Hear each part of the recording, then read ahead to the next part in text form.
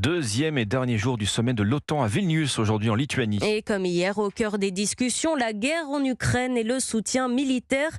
Plusieurs alliés ont profité de cette première journée pour faire de nouvelles annonces en matière d'armement. L'Allemagne va notamment fournir des blindés et des chars. Emmanuel Macron a quant à lui annoncé la livraison de missiles Scalp. Alexandre Chauveau, des petits bijoux technologiques.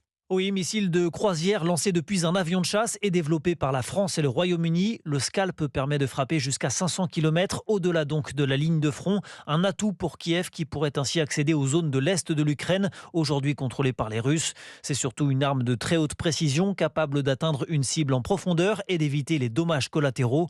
La France en posséderait moins de 400, soit une centaine de moins qu'au début des années 2000. Plusieurs d'entre eux ont en effet été tirés en 2011 en Libye ou plus tard en Syrie pour viser des cibles de l'État islamique.